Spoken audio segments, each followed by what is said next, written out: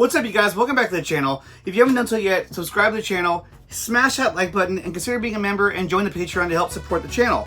So guys, let's take a look at the new Flash costume, which was released at the whatever expo, where you get to also see Sasha Calle's Supergirl suit, which is going to be pretty cool. So let's take a look at this. Now guys, as you can see right here, it's, I don't know, it looks like a Jolly Rancher had sex with a pair of jellies. It looks weird. I don't understand the concept behind the Jar Jar Binks textured skin, the the bright colored red that kind of just like blows off the screen. It just looks a little crazy to me, but hey, look, the movie hasn't come out yet. I haven't seen it under proper lighting, so let's see how it actually turns out when the movie's actually done. So in that case, I'm willing to wait and see how it looks. Now, Sasha Calle's suit, for instance, this looks really good. Now, this suit right here looks very Man of Steel-esque. You can tell that the Kryptonians from Man of Steel are definitely still in this universe, and they're definitely going to be sourcing those guys as they move forward, which is going to be really, really cool. Now, I think the suit looks great. The texturing, it has that Kryptonian hieroglyph across the S. I don't know what it means, but I know that somebody, I think, actually deciphered that on the internet. So if you guys can tell me what that is, that'd be really, really cool. But either way, I mean, I think that Bren did a really good job in making this suit because it looks Man of Steel-esque. So I think they nailed it on that. However, the Flash suit, not so much, because I just got to see it in live action. Until I see it in live action, I cannot really tell you how good it really is until I see it with proper lighting, proper special effects, and how it looks on screen. So that's something that I want to wait for. Now let's get this article about Walter Hamada.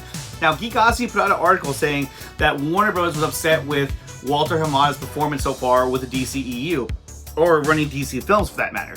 Now, again, I think this is more of an opinion piece, so I would rather it be worded as, is Warner Bros. Upset with, you know, Walter Hamada's performance? I mean, because from our perspective as fans, yeah, he's done a crap job. I mean, we're talking about movies like Birds of Prey, Shazam, which I think was already in production when he came aboard as head of DC Films, the Suicide Squad, the Batman, and so far out of all those films, I mean, the Batman to me was probably the best film out of all the ones that have been under his regime. But then again, Matt Reeves had full creative control over that movie, otherwise he was going to walk out. But still, like, I think that was probably the best movie. And I think the Batman's a great movie. I own it. I love it.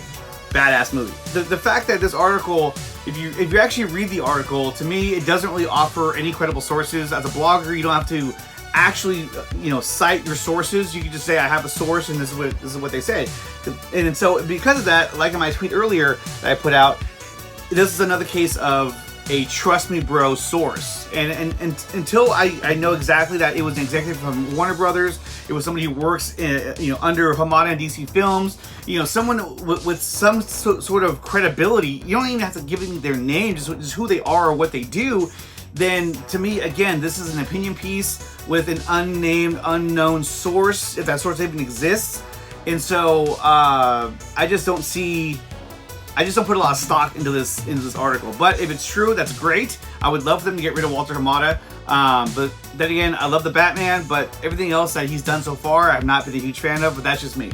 Another trade put out an article that was the exact opposite of what this article is saying that basically they were happy with the performance of Walter Hamada. So I'm going to trust the article that comes out from a trade rather than a blogger. But you know what? At the end of the day, I just want Snyderverse restored, and I want to see them make content that fans want to see. So guys, let me know what you think about the Flash suit in the comment section below, the Sasha Calle suit, and the Geek Aussie article. Is it true? Is it false? Do you even care?